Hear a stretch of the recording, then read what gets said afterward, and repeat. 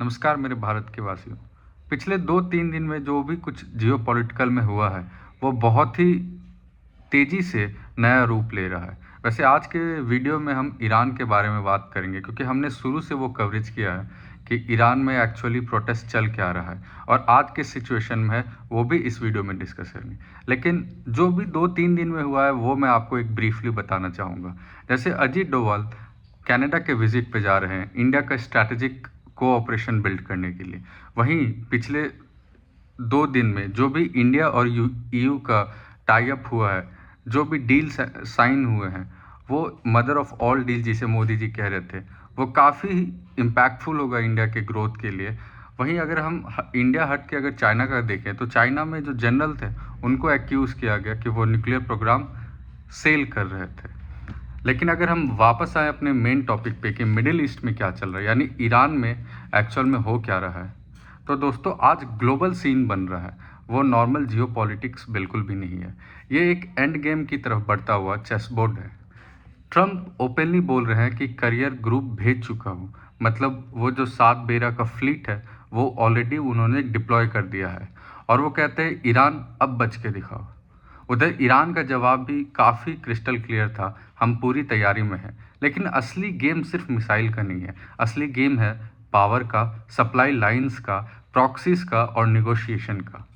America ने अपना aircraft carrier strike भेजा है मिडिल ईस्ट की तरफ। USS Abraham Lincoln, destroyer, submarine, air defence system, एक कंप्लीट फ्लोटिंग वॉर सिटी, जिसे हम 7 बेरा भी कहते हैं। इसराइल ऑलरेडी रेडी है कि जिस दिन युद्ध होगा वो कूद जाएगा। और अगर यूएस और इसराइल साथ मिलकर ईरान पे अटैक करेंगे तो फिजिकल डैमेज ईरान की रिजीम को हिला के रख देगा। लेकिन हिस्ट्री याद रखिए, सद्दाम हुसैन को भी इराक में यूं ही हटाया गया था, लेकिन तब से लेके आज तक इराक स्टेबल नहीं है। तो क्या ईरान स्टेबल हो पाएगा? क्योंकि जब भी रिजीम गिरती है तो क्योस डेकेड तक चलता है। ईरान भी इजी टारगेट नहीं है। वहाँ आइडियोलॉजी, लॉयल्टी, नेटवर्क और रिवॉल्यूशनरी गार्ड डीपली रूटेड है। अब समझिए ट्विस्ट क्या है।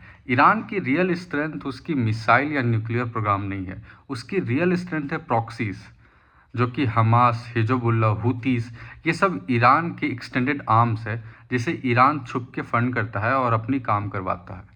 वेपन्स, फंडिंग, ट्रेनिंग, प्लानिंग सब तेहरान से कंट्रोल होता है और जो तेहरान चाहता है वही होता है। हमास ग्राउंड पर क्रस्ट है अभी। हिजबुल्लाह फिनेंशियली ड्राई हो चुका है, उसके एयरपोर्ट्स, रूट्स, मनी चैनल सब ब्लॉक हो चुके हैं। और सबसे बड़ा ब्लो आया वेनेजुला से, जब मडूरो को हटा दिया ट्रंप ने और वहाँ का कब्जा ले लिया।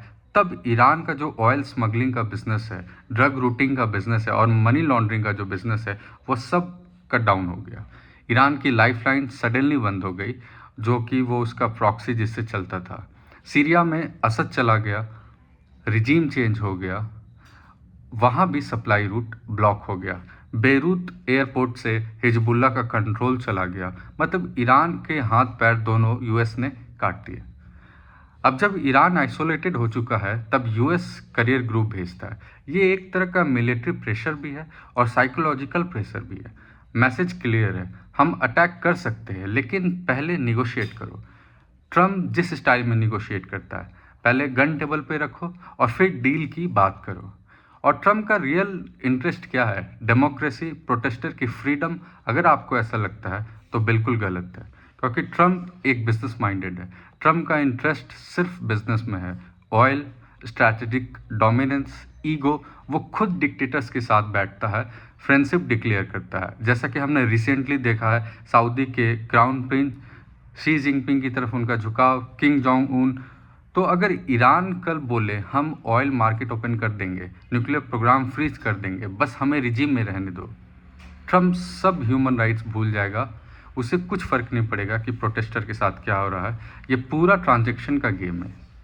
इसी बीच यूरोप से भी एक खबर आ रही थी कि नेटो के चीफ कह रहे हैं कि यूरोप अमेरिका के बिना डिफेंड नहीं कर सकता। लेकिन यूरोप अब डिपेंडेंट भी नहीं रहना चाहता, इसलिए इंडिया के साथ defence partnership, missile tech sharing, new supply chain open कर रहा है, जो कि रिसेंटली अभी हमने 26 जनवरी को देखा था, जब प्रधानमंत्री ने ईयू चीफ के साथ ये एक डील साइन किया था। यूके चाइना के साथ डील साइन कर रहा है, कनाडा चाइना के करीब जा रहा है, वर्ल्ड नया अलायंस देख रहा है जो कि पहले पॉसिबल नहीं लगता था, बिना अमेरिका को सेंटर स्टेज पे लाए हुए। और ये सब एक चीज़ दिखाता है, वर्ल्ड अब सिर्फ पावर रिस्पेक्ट करता है। जो रिसर्च करेगा, टेक्नोलॉजी डेवलप करेगा, अलायंस स्मार्टली बिल्ड करेगा, वही सर्वाइव करेगा। इसलिए दोस्तों, अगर आपको ऐसा लगता है कि ये जो वर्ल्ड जियोपॉलिटिकल इतना सिंपल है, वो है नहीं। और जब वर्ल्ड का एंड गेम तेहरान की तरफ मूव कर रहा है, अलायंस शिफ्ट हो रहे हैं, पावर बैलेंस रीसेट हो रहे हैं, एक बात तो क्लियर है, जो अडॉप्ट करेगा वही जीतेगा, चाहे नेशन हो, कंपनी हो या इंडिविजुअल। दोस्तों, आज का वीडियो का मेन मैसेज ये है, दुनिया बदल रही है और चेंज को समझना बहुत ज़रूरी है सर्वाइवल के लिए, जो कि भारत काफ़ी नज़दीकी से समझ रहा है।